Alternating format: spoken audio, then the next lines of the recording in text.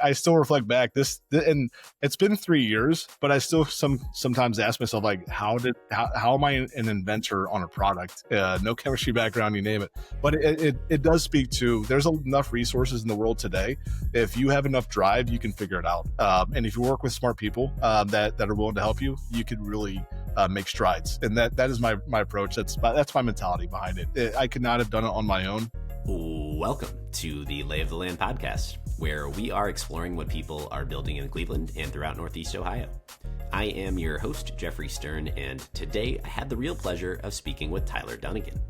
Tyler is the founder and CEO of TurnServe, a Northeast Ohio-based platform company behind brands like ApartmentPainters.com, ApartmentFlooring.com, and Liquid Liner, each rethinking a critical piece of the residential turnover and value-add process for property owners and operators. In our conversation, Tyler traces his journey from early curiosity in real estate and the unlocking of his entrepreneurial spirit to building a multi-brand platform that now partners with some of the largest property managers in the country, which has earned TurnServe a place on the Inc. 5000 list of America's fastest growing companies as it continues to expand its presence across Ohio and beyond in this highly fragmented industry. We explore why speed and convenience matter more than ever in multifamily and how a chance encounter in an apartment bathroom led Tyler down an unexpected path, learning chemistry, working with labs, and ultimately inventing Liquid Liner, a patented surface restoration coating that's 30 times thicker than traditional sprays and is now used at scale to renew bathtubs, tile, cabinets, and countertops without replacement or specialized tools. We also dig into Tyler's evolution as a leader, from owner-operator to coach. We explore purpose, culture, capital, and long-term value creation, and also his deep pride in building from Northeast Ohio. Tyler brings a wonderful mix of humility, ambition, and thoughtfulness to everything he's building, and I had a great time learning from him in this awesome conversation. So please enjoy my discussion with Tyler Dunagin. Lay of the Land is brought to you and is proudly sponsored by Roundstone Insurance. Headquartered in Rocky River, Ohio, Roundstone shares Lay of the Land's same passion for bold ideas and lasting impact from our community's entrepreneurs, innovators, and leaders. Since 2005, Roundstone has pioneered a self-funded captive health insurance model that delivers robust savings for small and medium-sized businesses. They are part of the solution to rising healthcare costs, helping employers offer affordable, high-quality care while driving job creation and economic growth throughout Northeast Ohio. Like many of the voices featured on Lay of the Land, including Roundstone's founder and CEO Mike Schroeder, Roundstone believes entrepreneurship, innovation, and community to be the cornerstones of progress. To learn more about how Roundstone is transforming employee health benefits by empowering employers to save thousands in per employee per year healthcare costs, please visit RoundstoneInsurance.com.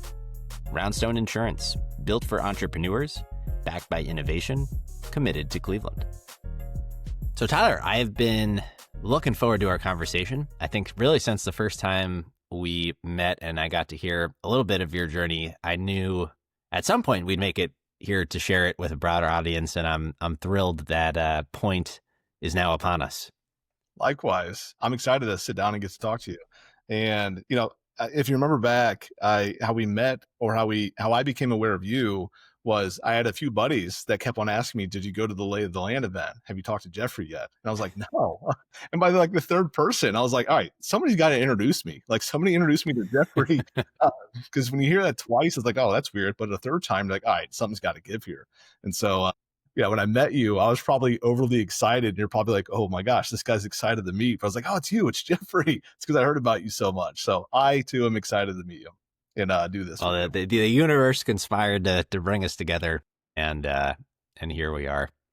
So I know you're a fellow and real entrepreneurial enthusiast, and I'm always fascinated to understand where that kind of fascination comes from. So I'd love it to kick us off if you could kind of take us back to earliest memories you have of kind of discovering that own passion from within yourself, and where you feel that drive and passion comes from.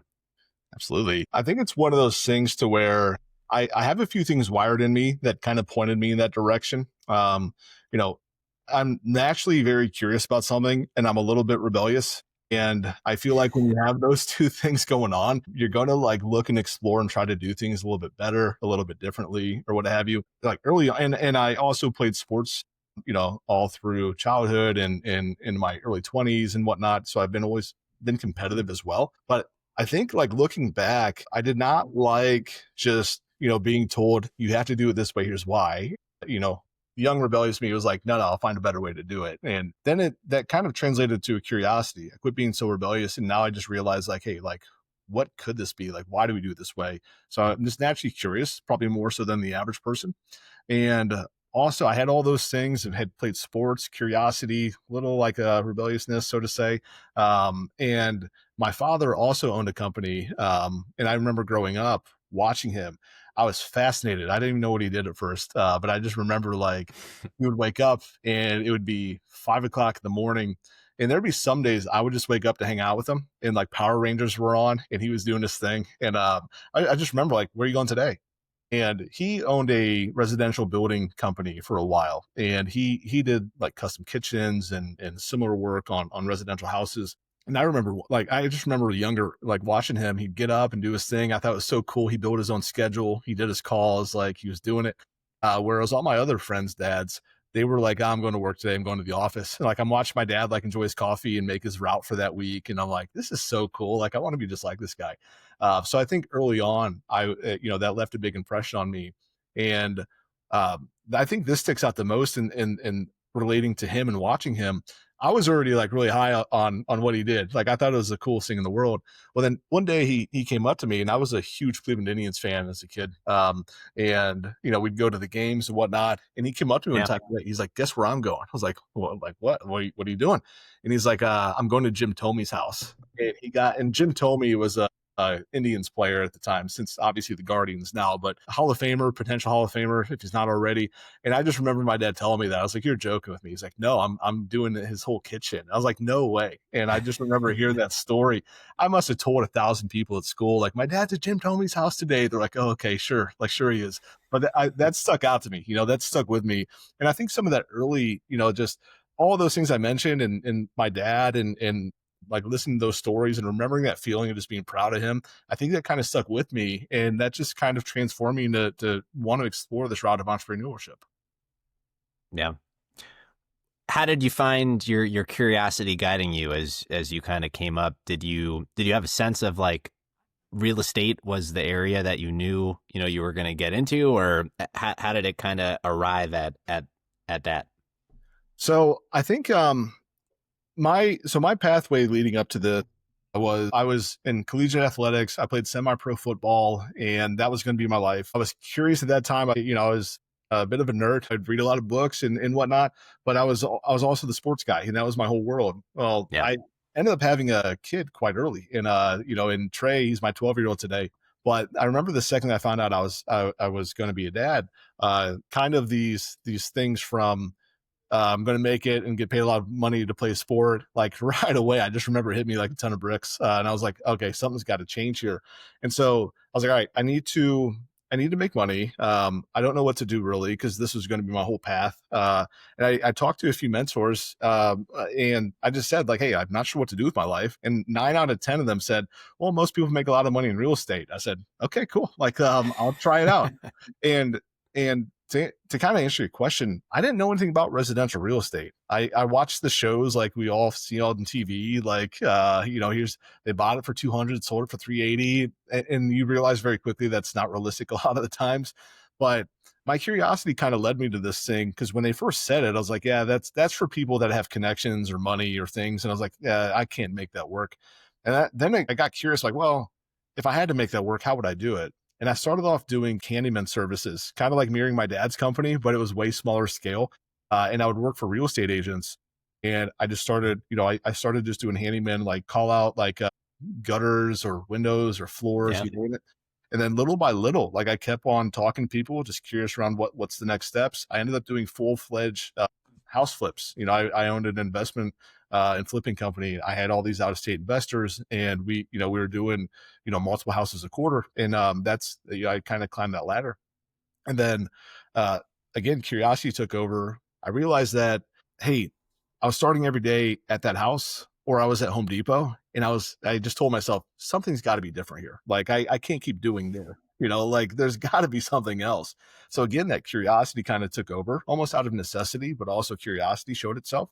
And again, I talked to my mentors and said, hey, this real estate thing is cool, but there's too many variables. And that's eventually what led me to get into multifamily management at first, because they recommended that I learn how to do multifamily. And they said, hey, learn everything you can about multifamily. Single family is great.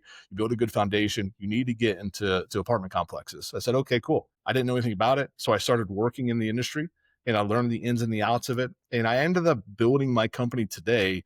TurnServe was built to serve the needs that I had in multifamily that I could not find in the market. And so that's what kind of led up to this whole thing, and a high level story of what led me here and how curiosity served me was really just based off of, well, I was told this is next. I can't get there, but how can I? Or I was told this has to be the path, but it's probably not. How else could I get there? So I just kind of had that mentality and went step by step and one foot in front of the other. Next thing you know, like today we have what we have with multiple locations, all these employees. But when I first started, I did not envision this going this way at all. But that curiosity kind of kept me on the path. Yeah. Well, and maybe just to paint the picture, knowing we'll kind of trace the steps back. How would you just describe TurnServe today and where it is and kind of the scale that you have achieved? So TurnServe, what we do is we partner with some of the largest management companies in the nation. And half of all renters move every year. So 50% of renters in an apartment complex will move out every single year. And you can imagine the challenge that brings. The average complex has 250 units. The average management company has 8,000 units under management. And there is a dire need and trade shortage that's going on everywhere. And so the need for reliable vendors is very high. So, what we come in between renters, we'll get the facilities rent ready, we'll do product supply. We are essentially a platform of self-born service companies. Example, apartmentpainters.com, apartmentflooring.com, liquid liner, our bathtub product. We've launched all these companies on our platform because we have the client base to do so. And so high level, TurnServe helps management companies get rent ready between renters. And we do it quick. We come in, it takes us 3 days versus the average 21 days. And we're built for it. We're built for scale. Today we're in 5 locations and expanding outward. We have certified installers all over the nation. And we got some private equity funding in 24. And we have just been expanding ever since. Who knows what we'll do next year. We have a lot of good plans, but it's been quick, it's been fast, and we want to make sure that we make an impact at scale. So that's kind of our size, our purpose, our why, all those kind of things. And really, if we can make our customers' lives easier and make that facility a little bit more rent ready for the people moving in there, that's our mission. That's what we're focused on. So you mentioned TurnServe originally was kind of meant to fill the void and the problem space that you encountered within multifamily as you were learning about the industry and just kind of exploring it from within. How did you come to understand what the market kind of looked like and what those problem spaces were and why no one had solved those problems before, the opportunities that even existed? I mean, you've told me about the liquid liner founding, and I would kind of love to hear that story because these are problems lying in plain sight that thousands of folks encounter every single day, but no one evidently stops to take the time to understand why that problem exists in the first place and what it takes to solve it. So just kind of with curiosity as your compass, take us through the early days of the platform and how you kind of approached which problems to solve. Yeah. So initially it did start off, I was trying to serve the needs I had in management at first. I managed around $250 million in assets, all multifamily complexes, and I couldn't find the vendors to show up, or the ones I did, it was like, it was a phone call and it was wait a week, get back. And, I had to do this time and time and time again. I was like, there's gotta be a better solution here. Because we had a matter of days to do things, not weeks. So initially I was like, hold on, there's gotta be a better system. So that's what I built early on, was to serve that need. But then fast forward, when we're actually like serving clients at this point, and the transition there just really quickly was, I was doing it for the portfolio I was managing. And then I had friends in the industry. They say, hey, do it for us. We can't find, the solutions for this, this, and this. I said, no problem. Like, here you go. Then it got to that inflection point to where there was so much demand for it, and I was still managing the properties. And I kind of completed my consulting gig in management. And I was like, it's time to do it. Here we go. And so what that just natural step of I'm sure I have to solve it for me. Then I solved it for friends, and then there was other people that we had to help out as well, and we did. But here's an example and how we led to liquid liner and painting and flooring and all these kind of things. I think the hardest thing at first, it sounds so silly, but speaking the multifamily language is probably important for vendors in our space. You have to be built a little bit different. When you think of construction, for example, you think of inspections, you think of blueprints, you think of permits in a process that takes months and months and months. Um, Multifamily does not move that slow. We have a matter of days. And so really just structuring this in a way where clients have convenience with us, they schedule with their hands, with their using their smartphones, and we're already in the building and just providing solutions at scale like that's kind of been our guiding compass at first.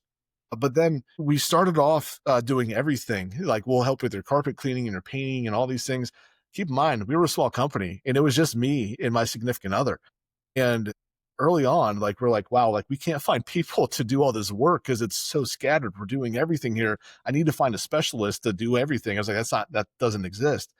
And so I looked at what we were doing well and what was a viable business.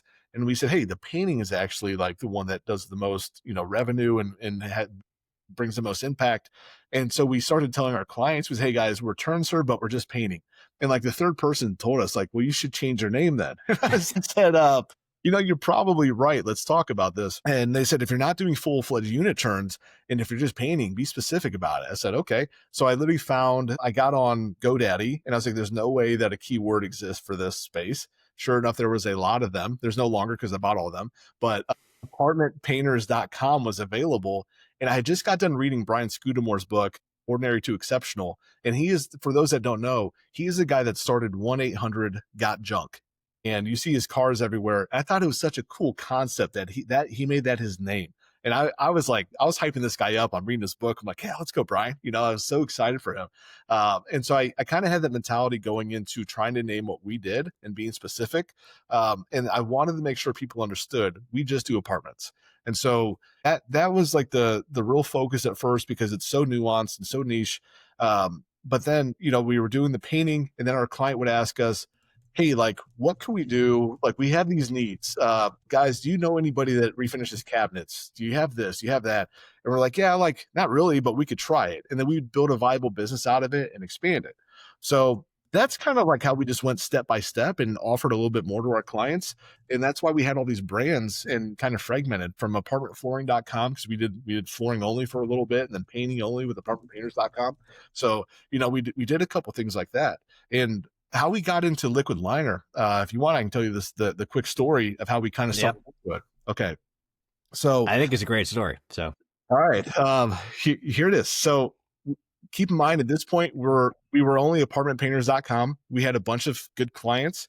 We had a good group of technicians that worked with us and did life with us. And we took care of each other. It was a great arrangement. My lead guy, Tony, was at one of our properties that we do routinely every day. We're there. We know the staff well. Everything goes as smooth as it can. No hiccups. It's everything is really on point there.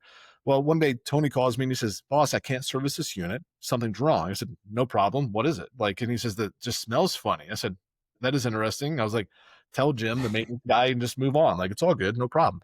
And he says, okay, cool. I was like, let's reschedule it for tomorrow or the next day. So we reschedule it. Keep in mind, this is my best guy, one of our best properties that we service. And then, so it was an outlier, but hey, stuff happens. So I didn't think twice about it.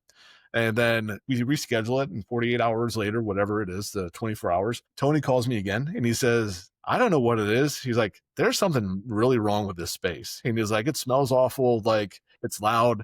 And I was like, are you comfortable looking inside the actual unit? Because he's just in the hallway at this point. He's like, I will. I was like, put your mask on, look in there. And like, he's FaceTiming me at this point.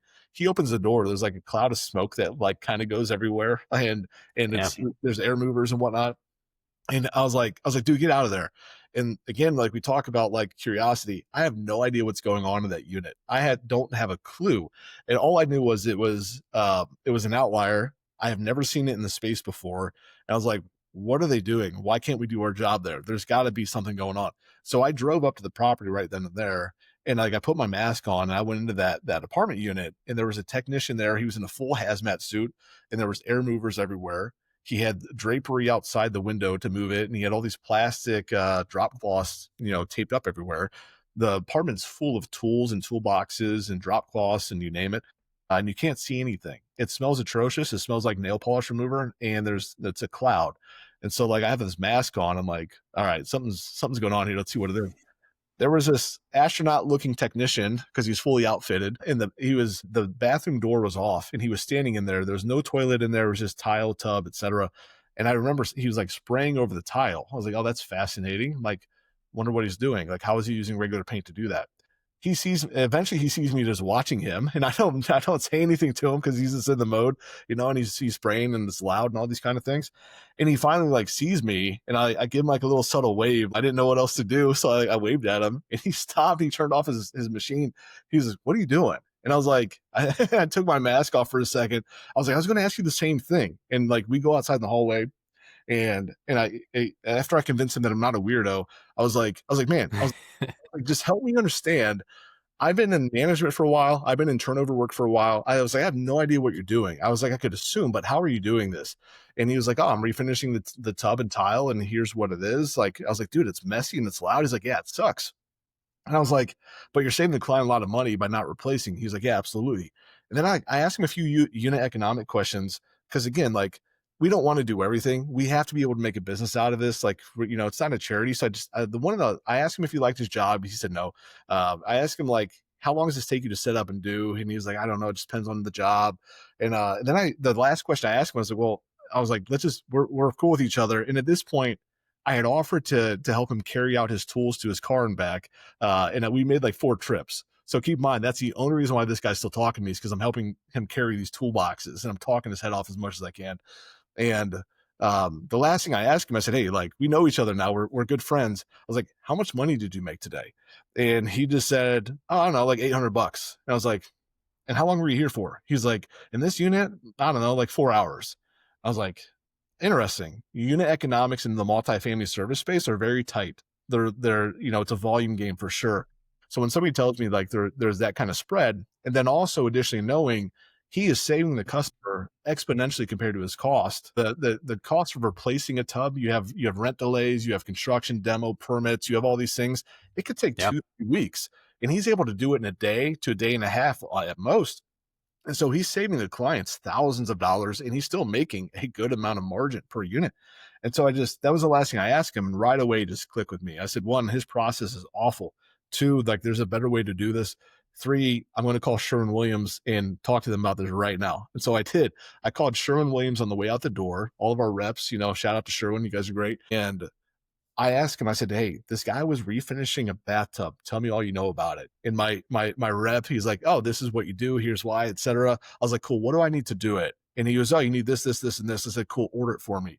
And he says, okay, it'll be there in 4 days. Like, no, dude. Like, I need it right now. What store am I going to? And well, I'm sorry, but the closest store is Indiana. I said, I don't even care. Send me the address. I'm going. I literally left that property and I drove to Indiana and I picked up the sprayer, everything else we needed, because something had to give. Probably not the most economic decision I ever made. Like, it was impulsive, but I remember I drove out there and I got this stuff. I get back. I'm exhausted. I just drove for I don't know how many hours and I got all this stuff.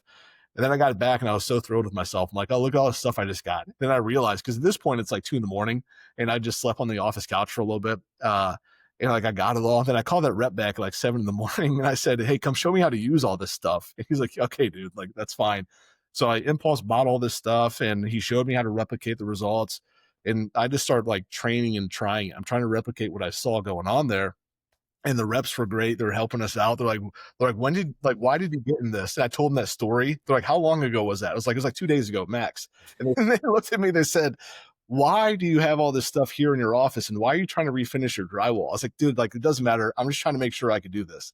And so like, fast forward, I ended up replicating the results and we did it for clients, but the goal was to make it better. I didn't want to just do what I saw.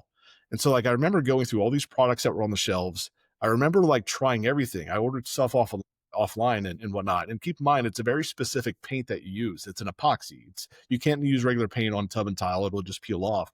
And so I remember like trying all these different products and all of them had weird characteristics or needs, and not to knock them, Yeah. but if you go to the store, you get a product That's high VOC, it's thin, and it takes 3 or 4 coats. That's fine for the DIYer if you're doing your own house, but when you have residents and you have a half a day to do a job, like for us, we don't have the affordability to go back 4 times to one work order and try to make it perfect. We have a half of a day or a day at max. The only downfall was none of these solutions exist on the market to fit our business model.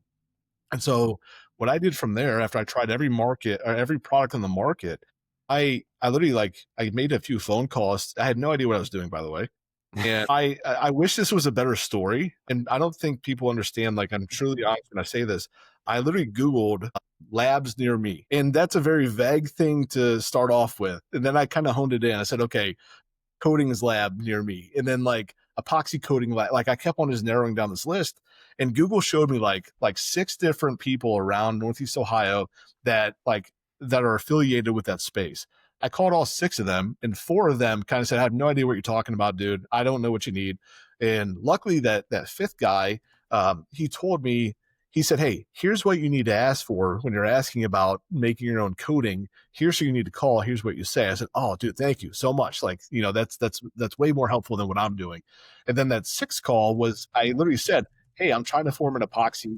I have some samples of things that don't work. I need you to help me make what does work. And here's my assumptions." And they right away they thought I was crazy because they said, "Hey, like we normally work with big manufacturers from Fortune 500s and like people that like are very, very specific on, they have a government contract, they do, automotive contracts, something."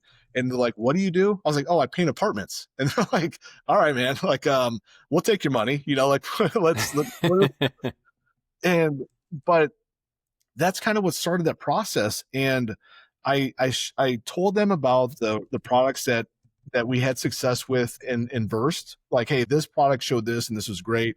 This one has this characteristic, but it has this, so it won't work. And I literally told them, I said, "Guys, we need to build a system that it's one coat, there's no smell, it's the thickest product on the market, there's no peel, and we can do it in a half of a day." And like, I just remember like, it was like like picture like a meme, like a clipboard moment, like somebody just like kind of like throwing the clipboard up in the air, like, "All right, like, listen, it's going to be a long one. Like, better get ready for this." And it was for the course of a year. I learned more about chemistry and epoxy in that year than ever before in my life. I could speak the language now within reason, but I leaned on some very talented chemists and partners to help formulate what would become liquid liner. And today, and just for reference, 72 iterations was how many it took at first before we finally said good enough. We knew it was better than anything on the market by iteration, probably 20 or 25. And we just wanted to keep on refining it. And today we have a lot of government contracts that only use liquid liner because there's low VOC, it's one coat system, there's no noise. You can literally use hand tools in a backpack to apply this.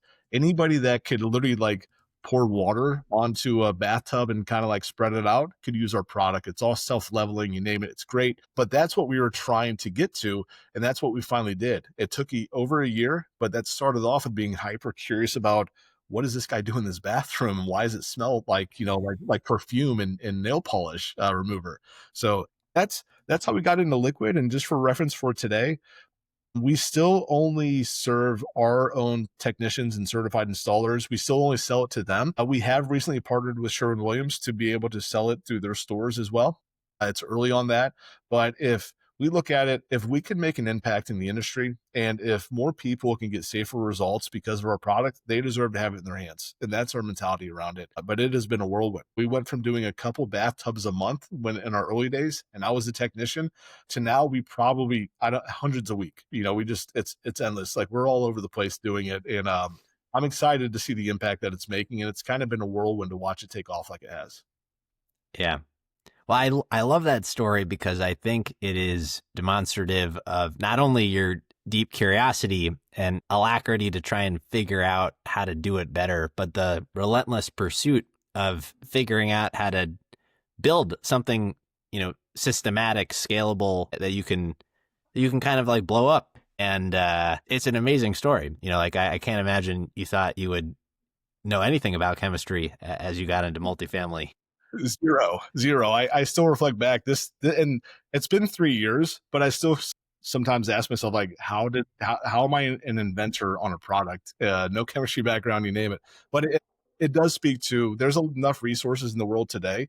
If you have enough drive, you can figure it out.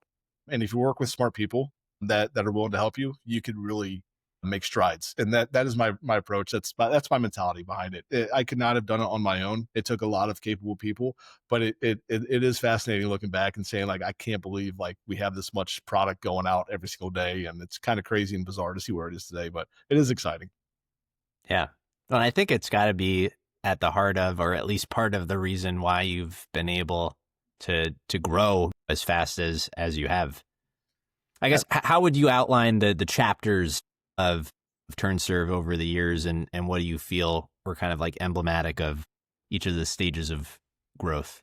Yeah, at first I was the owner. I was doing everything, and it was just me, and I was trying to make it work, and my significant other was helping me in these apartments.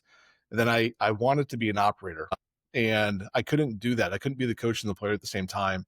And so that lack of me being able to split myself into 20 people led us to apartmentpainters.com. And then that led us to liquid liner, and in the middle there somewhere, apartment flooring popped up because we had so many customers asking for it. And all these things kind of happen. It's been long, but it's also been short. It happens all of a sudden. And now today, those are kind of the steps and the hoops leading up to where we are. And now that we have this platform and we have the access to our clients, now we're back. It's so funny to see it come full circle. I started off marketing as TurnServe, and it changed to apartment painters and flooring, liquid and whatnot. Now we're back to marketing as TurnServe, and it's like a one-stop solution. And now we could actually do it. Whereas before, I'm like, yeah, we're a one-stop solution, but we only paint. And now it's like, hey, we're truly a one-stop solution. We'll help you from carpet to carpet cleaning to painting, and you name it, countertops, cabinets, we're everything. So it's kind of a cool moment to reflect on it and see it come full circle. And that really only started happening probably within the past 6 months, where we went to marketing as TurnServe. In 26, that's our whole GTM. Like that's really our compelling offer for people, and it's going to bring a lot of benefits. But that's kind of the steps and how we got there. And it's cool to finally be back to this spot 7 years later, where we're all actually able to offer what I envisioned early on. Yeah. And it was the vision, this kind of nominative determinism almost to aspirationally where you knew you would get someday. Somehow, some way. Yes. Yeah. So what in your mind inspired or catalyzed, or just where the opportunity to bring in outside capital came in, and how you kind of thought about that decision, and how you'd grown the business to that point in time, and just how you thought about equity and the owner's mindset, and ultimately what your vision was, and why you decided to do that at that point? Sure. So before I left corporate America, the management, managing all the apartments and whatnot, before I made the plunge, I asked myself, what's at the tail of this? What's the best case scenario here? And I had read a bunch of books, and I think the one that there's so many, but one that really stood out that was easy to comprehend was a book called Finish Big. And it talked about building your company with the end in mind. And so that really kind of gave me a perspective of, this is so counter versus what I thought. This is completely different. I would never assume to start backwards and build it, to the front. But I did. And it's because I initially wanted to solve a big problem. But day one, I would say, hey, I'm going to build this, I'm going to scale it, and I'm going to sell it or IPO it, right? That was kind of my aspirations. And so getting working capital was somewhere in that book, in that playbook. I knew it was going to be part of the journey. I just didn't know that it would happen so fast.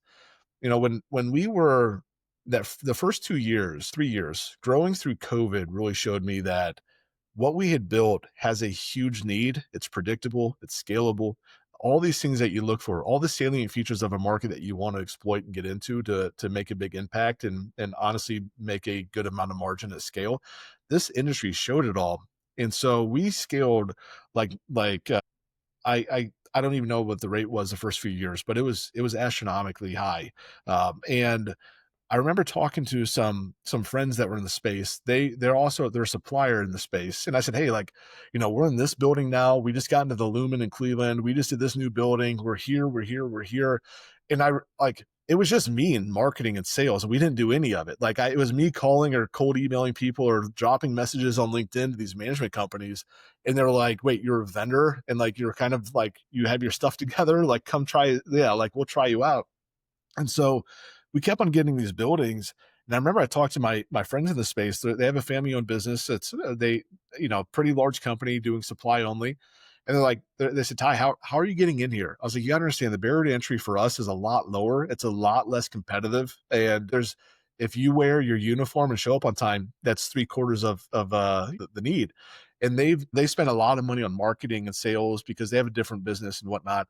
But I remember they kept on saying like, hey, can you introduce some of our sales team, some of the buildings that you're in? And that immediately was like, wow, this is kind of cool. Like, like we could benefit theen guys. They've been around so long and they're huge. And there's, our company that's young and scrappy that we're able to get in these buildings. And we did that arrangement a lot. They introduced us to clients. We introduced them to clients. We pulled them in with us. Say, hey, like meet so-and-so from our team. And we also partner with these guys. Like they love to talk to you. So we're just helping each other. It was beautiful, man. It was so nice. And then the same family owned business, like eventually, we're getting in more and more buildings. They asked me one day, they said, hey, like you're scaling like crazy. Have you ever thought about growth capital? I was like, yeah, but like we're not anywhere near that. And they said, well, hold on a second. Like, let's look at your numbers. Let's look at your growth. We were kind of at the point to where if we put capital on it, it would expand even faster because we had processes built out. So that the first rung that we did, I didn't know what I was doing.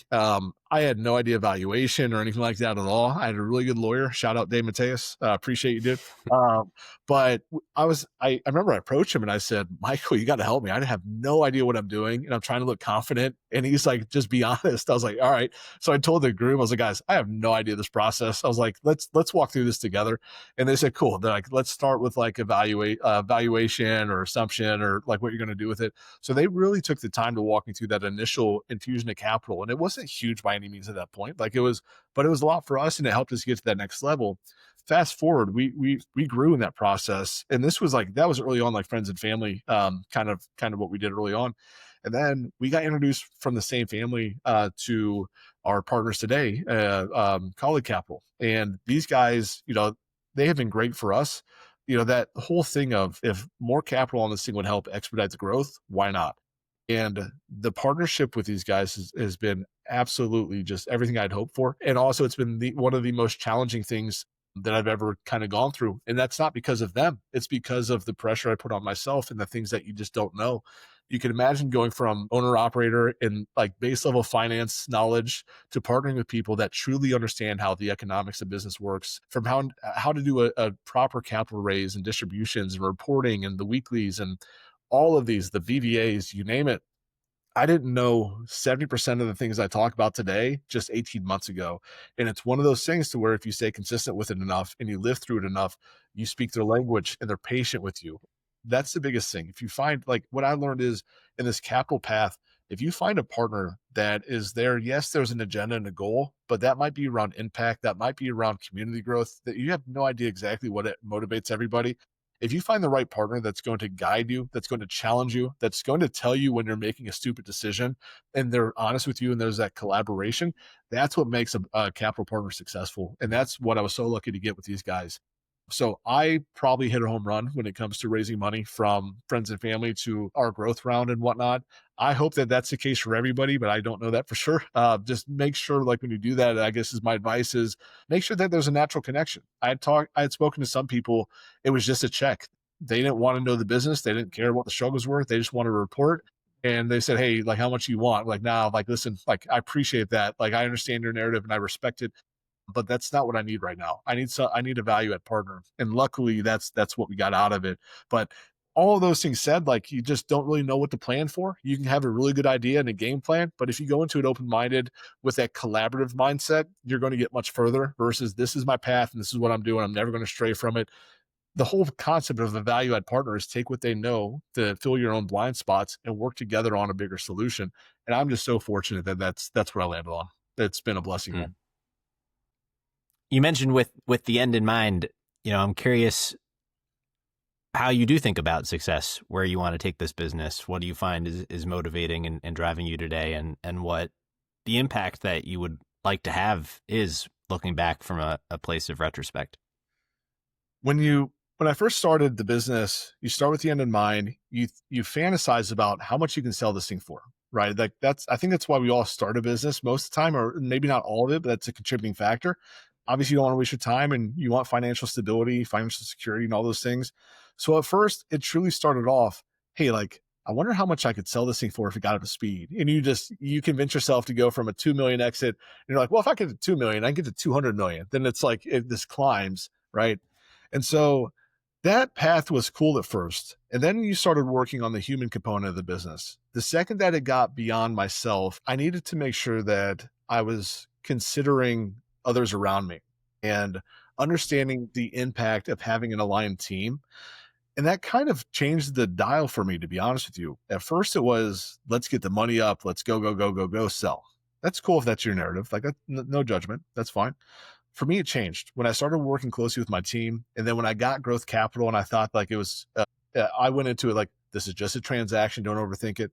And then I got around the people that actually contributed and I understood like, hey, they're much more relationship based than I thought. Like, so are these guys. And it just kind of changed for me as I went. And then like you just build this deep, deep connection with your team. You care about their families as much as your own. And you just want to make sure that things fall into place. And for us, like I just realized that our focus started talking about our mission more, the impact that we make, the convenience that we bring, if we could help somebody less stress a day, or bring down the overwhelm or whatever else it is, those are the little wins. Cause I'll be honest with you, the finance side, it's just numbers out loud or on a screen. Like those things come and go. What I think sticks with people is how they feel at the end of the day and how they feel with you. And that kind of became the guiding compass for us. Is we started talking about our purpose. At first it started monetary, but then it started talking about purpose and impact.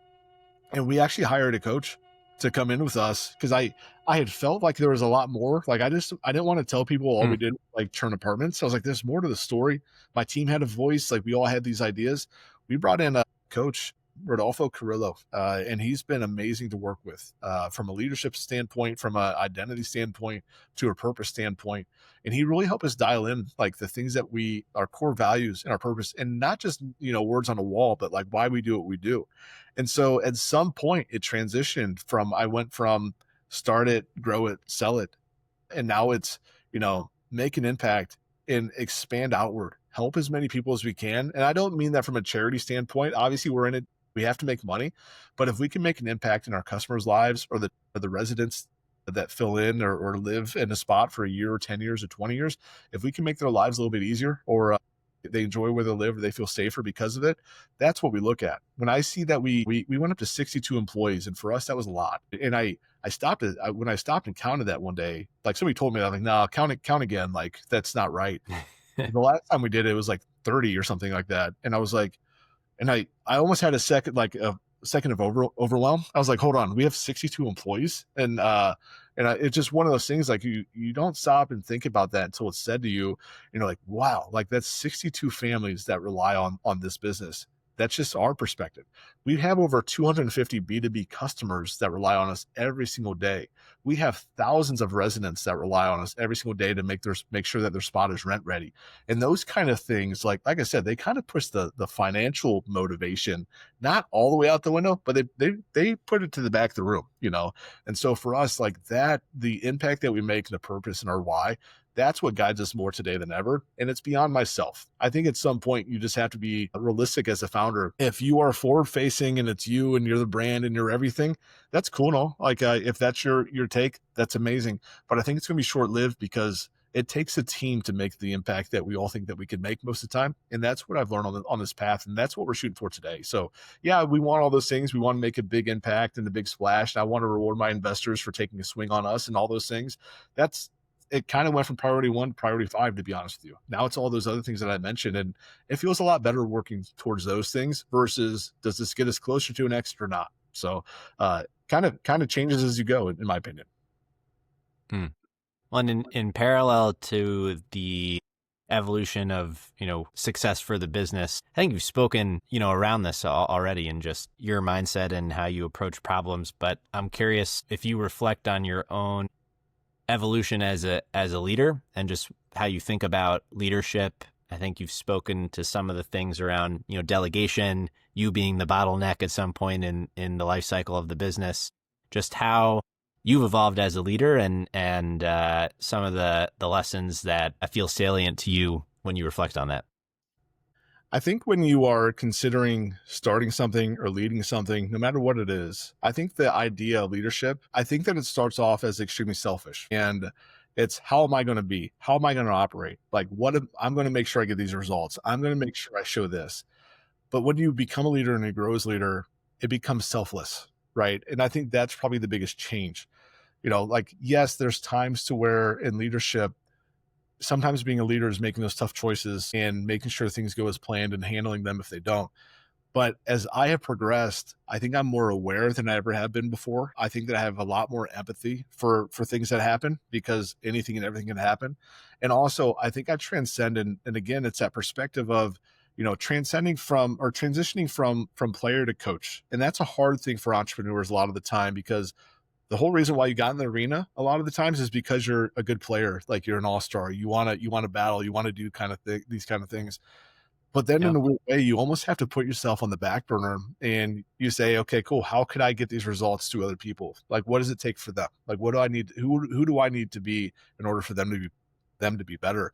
And I think a lot of the change for me in leadership has been that transition and that journey of I'm not the guy in the arena all the time right now. I got to make sure my team around me, they go through the same growth, make sure that they're equipped, that they could see things, and I serve their needs as much as possible. That's probably one of the things that shifted for me. And I think the other thing that has really switched, and again, this is like the second phase of growth and leadership for me. At first, you go from this very rigid leadership style. It's this or nothing. It's black or white. It's here it is or nothing. And then you kind of evolve and like, hey, let's talk about the results. Hey, how did this happen? Right. And it's almost the opposite extreme. Right. And then you kind of find this middle ground. And here's kind of where I'm at in my journey right now. As you scale and you have more people and you make a bigger impact, and you identify your purpose, your core values, your reason for doing what you do, a lot of people frown upon the idea of defending those things, but it's super essential because that team that you grow, the team that grows with you, that gets you to a certain spot, you might not realize it at the time, but there is a cohesiveness with you that's almost unsaid until you say it. It's that collaborative teamwork with that mission in mind, whatever else it is, you know, and then I think at some point you just assume that's going to be a thing because the team's small enough. You're like, hey, like I know him, I know her. Like here we go. Like it's everyone's aligned. But as you add more people in, as you make tougher choices, as you decide like, hey, accounting needs like these very minute things. They can't change. It's one or two. But sales needs something completely different. But then customer support needs something different. And then our installers need something different. You kind of have to just get to this point to where you can no longer like over accommodate for everything. And you have to decide, all right, for me, what makes the biggest impact and how do I defend it? So today, like at this stage of leadership that I'm at, it's defending our purpose. It's defending our core values. It's defending the team that we have. And sometimes that means making a very tough choice. If somebody's no longer engaged, if somebody's no longer receptive, if their needs change or what have you, protecting the people around you by making those tough choices sometimes, like and really just hiring and firing based off of core values, making the decisions based off of your purpose and making sure that your decisions align with why you do what you do. That's kind of like where I'm at on this path. So first it was rigid and sharp. Then it was like the opposite end to where it's kind of lax and trust the people around you. And then you kind of meet in the middle. And it doesn't mean you lose either one of those. It just means that your motivation changes a little bit. And it's more so for the people around you that you operate as a leader. And that's probably changed the most for me. And that's through coaching, that's through experience, that's through getting humbled, that's through getting excited, all those kind of things. But for me, that's been the transition of leadership so far. Well, it's you've been on a pretty remarkable journey. If you zoom out, it's certainly up and to the right. You mentioned just there some of the maybe humbling parts of that journey along the way. There's always bumps in the road, and I'm curious when you reflect on those parts of the journey. What comes to mind as some of the hardest earned lessons that you have? Oh man, like I think there's more of those than anything else. And at some point for me, like you just kind of got used to them. Like you just realize there'd be some things I would sit in and I would just dread. I'm like, oh my gosh. Then you kind of learn to embrace that feeling. I think a lot of the times, if I'm being honest, like I think that sometimes people's best things is normally their worst thing, depending on the situation. And for me, I'm a very much I quickly check, and once I kind of like feel confident because I talked so-and-so, or I got perspective here. I looked at numbers.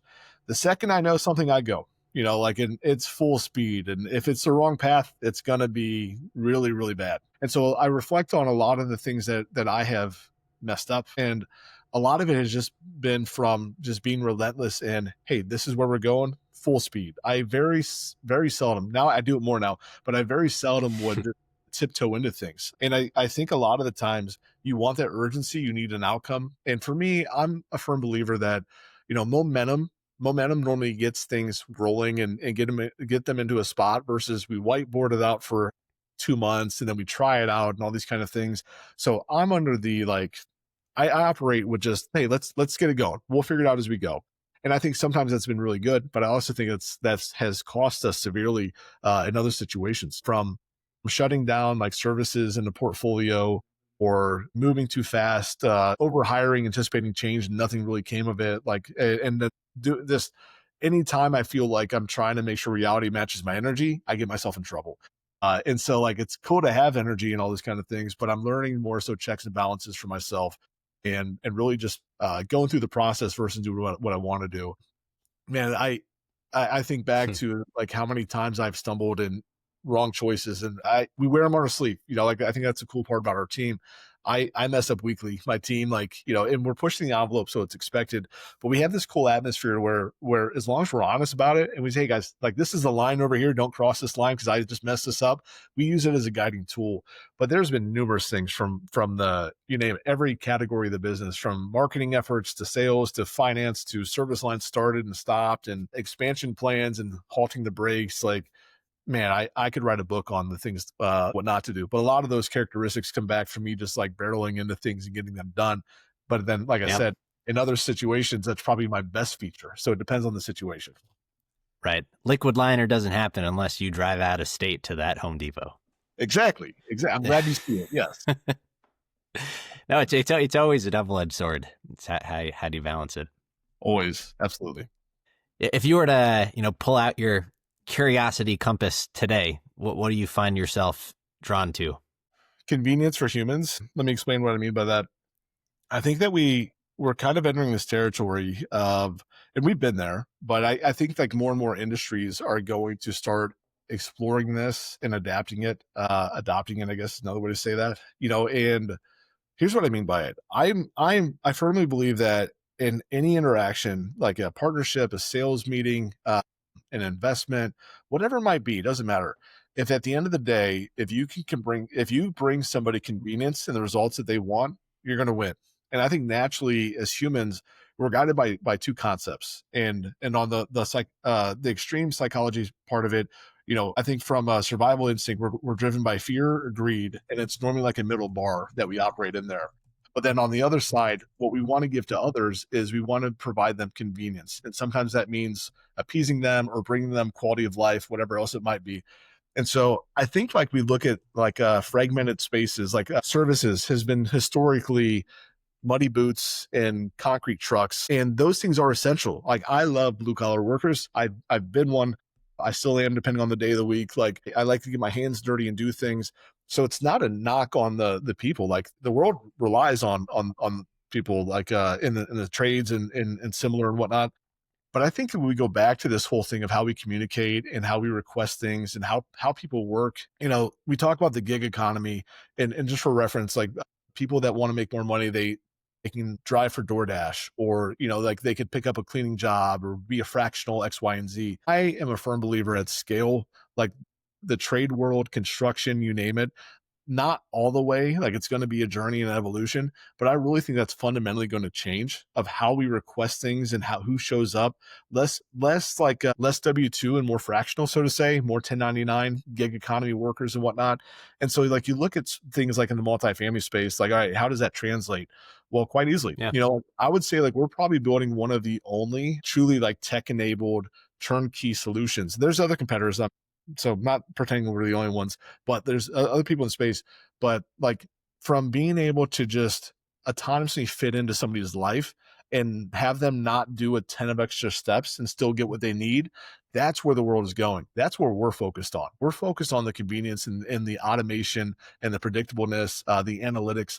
That's where we're focused on. I think the whole world is kind of moving to that, migrating to that. Results are important, but also human convenience is important too. And I think that's what drives most of our innovation is we're trying to get things faster, better, more accurate, less strenuous, you name it. So if we can mock that or mimic that in our efforts, I think that's what's going to create these new dynamics, new industry standards and whatnot. And that's where I see the multifamily space going, the construction space going, and beyond. I think it all comes back down to just trying to make somebody's life as comfortable as possible. Hmm. When I ever think about convenience, there's a Bezos quote, which I'll probably butcher, but it's something to the effect that it's like difficult to imagine 10 years from now that people will want higher prices and slower delivery. Like it's just not ever going to be the case that that's true. Wow. Yeah, it's fascinating. I was going to ask you, did you see Bezos back? You see him, he's co-CEO of whatever AI company that is now. Do you see that? I did. Yeah, it's fascinating. And it dovetails actually to what I want to ask you about, which is I don't imagine when people think multifamily, they think technologically leveraged and enabled. And, I don't think technology and multifamily are like, people think about those in the same sentence. How do you think about that in the work that you do? Yeah, I think it brings a fascinating opportunity. Multifamily is its own ecosystem, and it's every single trait of human beings' lives in one spot. You have the vendors, suppliers, you have management, investment, and beyond. And then you have the building ops, facility ops, all these other things, and you have so many needs. It's a weird conundrum because I think multifamily is one of those unique spots. It's essential for people. Think about where you live. Think about what goes into that. Think about what we do in our own homes or where we want to live at or feel safe at, secure at, you name it. And then do that at scale. There's more renters in the world than homeowners in the world, and that's going to continue in that trend. And so you look at that and you say, okay, take away the houses and just take out the actual asset type and put in how human beings interact with one another. What do they expect where they live? Multifamily has been historically under innovated. And there is so much opportunity on that side that a lot of people don't stop to think about. They don't consider, like, a lot of the times if you're a renter, you don't know the back end all the time. You might know that you have a maintenance technician that helps you when your drain gets clogged, but you don't understand how big that ripple effect is and how one need takes probably 10 to 20 different variables coming together to serve you that. And so you look at the opportunity that's in front of us in multifamily. I mentioned my story before where it was get on my cell phone, try to text on my BlackBerry at the time, like, let's see what contractors are here or available, wait for days, finally corral them, see who shows up, then tell them again for the 20th time what the work order is or where to supply things or drop things off at. And then 3 weeks later, after probably all this effort, we get the result. And now, like, if that backtracks a little bit, we talk about automation software, right? We talk about predictive, hey, like your units, you haven't swapped out your water heaters in 14 years based off of your data. Here's a checklist for you. We're going to send somebody to preemptively schedule a maintenance check in, like to double check these kind of things. So all of those things said from maintenance to supply to living to food delivery to security to you name it. Every facet of human life happens in multifamily and more. And so I really think that it's going to come down to automation. In a quick story, so everybody in multifamily, the largest property management system is called Yardi. Everyone lives off of it. It's like work orders and leases and whatnot. It is a data collecting machine. That is one thing that Mr. Yardi, founder of that, did really well is he has all of the data. He has all the information. And we have it all in this box. And all that data comes in and property managers live off of it. Building owners live off of it. They make changes to Yardi, and then they have to do the human output. They have to do the manual calls. They have to see who's where. That is starting to get updated. So now if there's a maintenance request, there can be preferred vendors that automatically gets transmitted to. No longer calling, no longer texting. So that's starting to automate. But then eventually the next leg of that, if you think about what's next in that sequence, is autonomous. And so when Unit 200 gets on notice to vacate with a 30-day or 60-day notice that somebody's moving out, it'll automatically schedule the vendors needed based off of previous data and assumed needs as well. And you think about like, hey, that sounds good. And we're Mhm. truly right there. Like we could do those things like in 2026. We're working on things right now to get there. And you think about the quality of life again. You talk about convenience for people and timeliness and whatnot. If I, as a property manager, have to do 2 clicks in my normal and do my ordinary normal routine, and automatically I could have somebody show up and take care of the back of the house stuff that I no longer have to worry about, but it gets done right. That's quality of life. That's convenience. And that's what's going to make people thrive. And I think software and tech, AI, all of these things will slowly start to get in the space more and more because it's going to bring that convenience and predictiveness for people. I see so many opportunities, and that I tell everybody that. Like if you Mm. are considering building out tech, and if you want an under tapped market, look at the multifamily apartment space because there is so much opportunity and not a lot of players in the space yet, and that needs it the most. So please, like, send all your resources and innovate in the space because it is primed for it, and it's already starting. What are you most excited about looking forward? I think that one from the business side, I am looking forward to bringing more convenience. I mentioned how at first we had fragmented like service offerings and whatnot. I am excited about bringing more impact to our customers with less touch points. And here's what I mean: like if I need to reach out to 5 different people for 5 different needs, if I can reduce that to one touch point and get somebody back that much of their day. That's what I'm excited for. And so I'm excited to continue to scale. I'm excited to help our clients at large. We have a lot of big partnerships. I've been in a lot of rooms that I don't know how we get in there sometimes, but I'm happy that we do because we're with people that are doing some fascinating things. I'm excited to work on software in the space. I'm excited to expand and help more clients at large. But I'm really excited to see what happens in the industry and beyond. Those things I am super thrilled for. And every year I go to Apartmentalize and all these other conferences and I see the innovation going on. That makes me optimistic and excited because it brings quality of life for people. So I'm excited to see those things. Can't wait to see like outside of that. Obviously, like we're all like, I don't want to speak for everybody. I have a ear on the ground around crypto 24/7 and DeFi and whatnot. Like I have so many fantasies and fanciful ideas around that, just like probably everyone else does too. So I'm excited to see what happens there. And just beyond the business side of the street, I am excited. Like I said, on the personal side. So I have 3 kids, and from kids at basketball and whatnot. I'm excited to watch them grow and have them also be impacted in a positive way from all the growth going on outside. Like I'm excited for my sons they're going to live in a completely different world than what you and I saw. And they already are living in that in a lot of regard, and they're just a reflection or representation of other people that are also going to experience positive things in the world because of tech and software and growth and all these kind of things. So I'm really fascinated by what could be. And I know that the next 5 years are going to be astronomically different than anything else in history. And I think the 10 years beyond that, it's going to be a completely different world. So I'm excited to see what it evolves to be honest. Lots to be excited about there. Absolutely. Absolutely. What are your reflections on building in Northeast Ohio and just kind of the pride of place that you have? Yeah, I think it's one of those things that it feels like it's a close group of friends that are like doing stuff together. I think for a long time, people probably counted Ohio out, Northeast Ohio out. And I don't think it was just because they didn't like us. I just think because there's a lot of assumed things that, you know, there's not a lot of growth. There's not a lot of opportunity. There's not many people doing things. And they kindly like, there's so much going on in Northeast Ohio. Like they're just ill-informed, to be honest with you. And I look at the relationships and the people that I know, the people that support me, the people that I support. It is a truly close, just this kind of just collaboration and connectiveness that we have here, and it's in a weird way. I feel like all of us have this little part of us, like we want to show others like what we're capable of, and we're starting to get that recognition because we're doing more and more cool things. But I definitely think like you think of like all the other big hubs in the world, or even the big cities that are doing some cool things. And cliche to say, but like Silicon Valley is known for certain things, New York and whatnot. Yeah. And I don't think your first thought or your 10th thought is probably Cleveland, Ohio. But I do think like there's been the founders here. There's probably a lot of innovativeness going on and founders working on real world problems that don't always get headlines, so to say, but are for the essential world, the built world and beyond. People like working on things in healthcare and finance and you name it. There is such a close community in Northeast Ohio, even competitors, like we come together, like it's, hey, what are you working on? Cool. Hey, don't do this. I tried it. It did not work. Like, there's just this weird unity around Cleveland that a lot of outsiders probably don't see. And I think that's probably one of my favorite things about Cleveland and Northeast Ohio, is just this collaborative group. I think of your events that you host, and it was so cool to see that many people working on things in one room.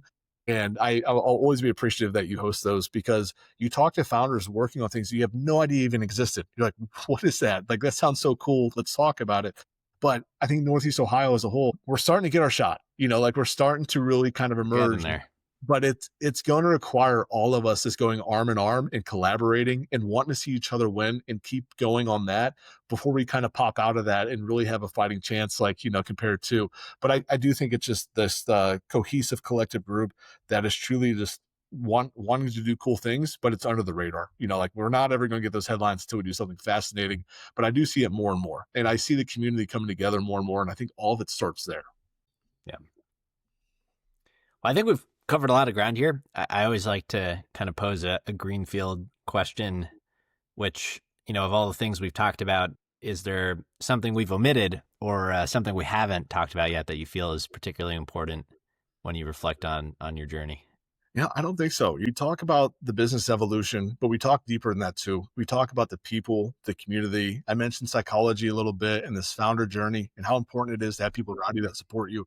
We covered a lot there. And I think that's important. I'd say, like, to kind of put a bow on that, just emphasizing on this concept of we are all figuring some things out together. We might be experts in one field, but nobody knows everything. And that's probably what I've learned the most on this journey of just really, like, people just being open with me and just, like, taking a leap and being okay with certain things. Like, that's probably one thing that I could probably just say kind of encapsulates my journey, is just, it's okay to get support. It's okay to have people around you, like, help carry you sometimes. Like, that part's been cool. So I think we covered most of it. Feel free if there's anything else that you want to cover, but honestly, on ours, we covered left, right, up, and down, man. Like, I think that this has been pretty thorough. It's been good. Yeah, no, it's been a blast. A lot of fun. I'll hit you then with our traditional closing question, which is for a hidden gem in Cleveland. Hidden gem. So Cleveland, Ohio, you absolutely have to go to Constantino's Market. And at first look, probably not a big, like, why, like, hey, just a little grocery store. You walk in there and the history, how everything is. They have hot and ready food. They have cheese and wine. They have this local community feel, and you just feel a little bit different when you go there. I take my family there sometimes, and we literally get, like, a buffet style dinner from, like, the ready and whatnot. And it's not due to, like, the food is good, don't get me wrong, but, like, it's not like Blue Point or what have you. You don't go there for, like, a $80 steak. You go there because it feels like community and it feels collective, so to say. And it just feels like it takes you back. You absolutely have to go to Constantino's, regardless of what you need, either some sort of groceries or quick food or whatever else. We just, every time we're in Cleveland, we make it a point to go there and at least get a beverage, because we just love the history. It looks so cool inside there. Have to check it out. Amazing.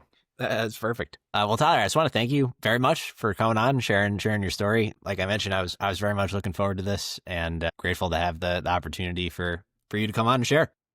I appreciate it, Jeffrey. I'm looking forward to more Lay of the Land events and hanging out and collaborating with you. Thanks for having me. This has been a lot of fun. Absolutely. If people had anything they wanted to follow up with you about, learn more about what you're building, where would you direct them on the internet? I'm always active on LinkedIn, just Tyler Dunagin on LinkedIn. Make sure you say, hey, saw you on Jeffrey's podcast, because, make sure that I separate you from the AI messages. But also, if you need anything, call TurnServe. Go to TurnServe.com and find me there. But even outside the industry, I love collaborating. Find me at an event. Find me at one of Jeffrey's events. I just love talking to people and doing stuff. Awesome. Well, thank you again. Thanks, Jeffrey. That's all for this week. Thank you for listening. We'd love to hear your thoughts on today's show, so if you have any feedback, please send over an email to jeffrey@layoftheland.fm or find us on Twitter @podlayoftheland or @sternhefe, JEFE. If you or someone you know would make a good guest for our show, please reach out as well and let us know. And if you enjoy the podcast, please subscribe and leave a review on iTunes or on your preferred podcast player. Your support goes a long way to help us spread the word and continue to bring the Cleveland founders and builders we love having on the show. We'll be back here next week at the same time to map more of the land. The Lay of the Land podcast was developed in collaboration with the Up Company LLC. At the time of this recording, unless otherwise indicated, we do not own equity or other financial interests in the company which appear on this show. All opinions expressed by podcast participants are solely their own and do not reflect the opinions of any entity which employs us. This podcast is for informational purposes only and should not be relied upon as a basis for investment decisions. Thank you for listening, and we'll talk to you next week.